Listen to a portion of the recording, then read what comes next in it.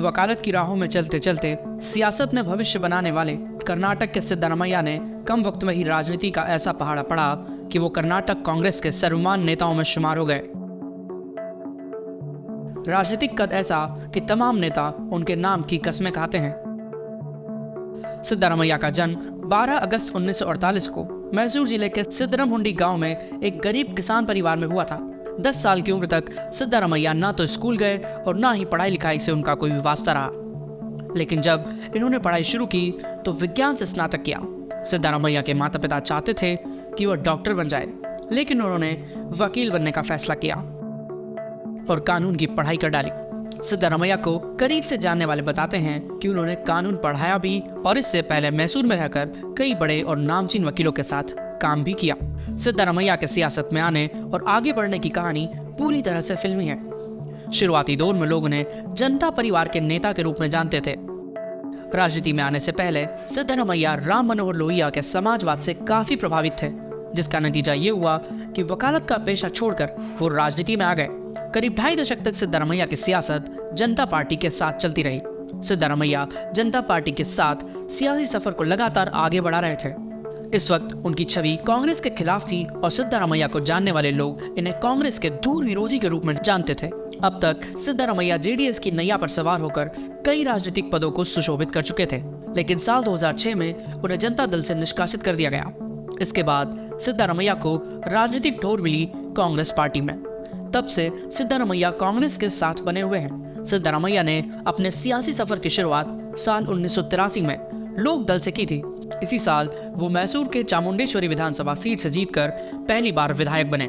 इसके बाद उन्होंने तत्कालीन सत्ताधारी पार्टी जनता दल से जुड़कर अपनी राजनीतिक पारी को आगे बढ़ाया। सिद्धरामैया ने 1985 में फिर चुनाव लड़ा और जीतकर रामकृष्ण हेगड़े की जनता पार्टी सरकार में मंत्री बने। 1989 में पहली बार हार का सामना भी करना पड़ा। 1994 में फिर मंत्री पद हाथ लगा और 1996 में जे.एच. पटेल सरकार में सिद्धरामैया उप मुख्यमंत्री बने। जनता पार्टी में टूट के बाद वे देवेगौड़ा के साथ गए। इसके बाद उनका कद लगातार बढ़ता गया। साल 1994 में कर्नाटक में जनता दल की सरकार बनी। सिद्धरामैया को इस सरकार में डिप्टी सीएम का पद मिला, लेकिन धीरे धीरे देवेगौड़ा और सिद्धरामैया के बीच दूरियां बढ़ती गई और सिद्धरामैया ने जेडीएस का दामन छोड़ दिया। इसके बाद साल 2006 के उपचुनाव और साल 2008, 2013, 2018 और 2023 का चुनाव कांग्रेस के टिकट पर लड़ा और लगातार विधायक बनते चले गए। साल 2008 में उन्होंने कांग्रेस का दामन थाम लिया। कांग्रेस पार्टी ने उनको इसका इनाम भी जल्दी ही दे दिया। 5 साल बाद ही साल 2013 में कांग्रेस ने सिद्धरामैया को मुख्यमंत्री बना दिया। 5 साल तक उन्होंने कर्नाटक पर शासन किया।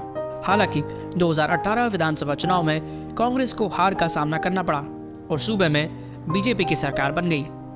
सिद्धरामैया ने 12 बार चुनाव लड़ा, जिसमें 9 बार उनको जीत मिली, जबकि 3 बार हार का भी सामना करना पड़ा। वो 2 बार डिप्टी सीएम और 1 बार मुख्यमंत्री रहे हैं।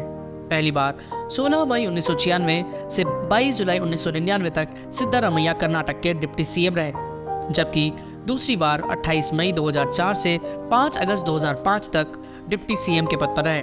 पहली बार वो जनता दल की सरकार और दूसरी बार जेडीएस की सरकार में डिप्टी सीएम बने।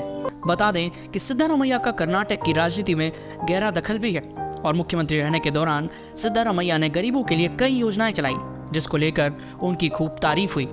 गरीबों के लिए उन्होंने अन्न भाग्य योजना चलाई, जिसके तहत गरीबों को 7 किलोग्राम चावल दिया जा रहा था। इसके चलते सिद्धरामैया गरीबों के मसीहा बनकर उभरे। इसके अलावा उन्होंने स्कूल जाने वाले छात्रों को 150 ग्राम दूध देने की योजना चलाई। सिद्धरामैया की सरकार ने इंदिरा कैंटीन की भी शुरुआत की। उनकी पत्नी का नाम पार्वती है। उनके 2 बेटे हुए।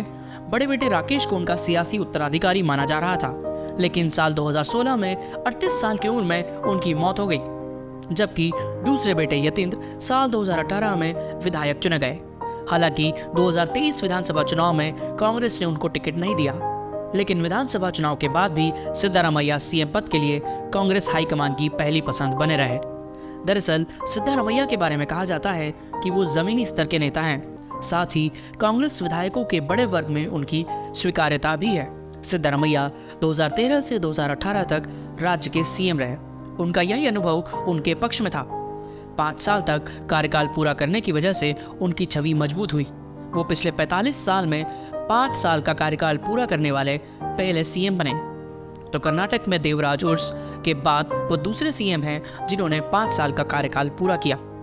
वो 9 बार विधायक होने के साथ साथ 2 बार डिप्टी सीएम भी रहे।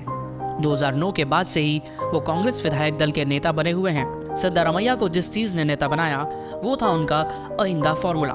अहिंदा यानी अल्पसंख्यक, दलित और पिछड़ा। इस फॉर्मूले की वजह से उनकी एक अलग ही पहचान बनी। इसके साथ ही अन्य पिछड़ा वर्ग में उनका व्यापक जनाधार रहा है। कुरुबा ओबीसी जाति से आने वाले सिद्धारमैया राज्य के पहले गैर लिंगायत और गैर वोक्कालिगा सीएम थे। सिद्धारमैया की बायोग्राफी पर आपका क्या ओपिनियन है, हमें कमेंट बॉक्स में कमेंट करके जरूर बताएं और वीडियो को लाइक करना न भूलें।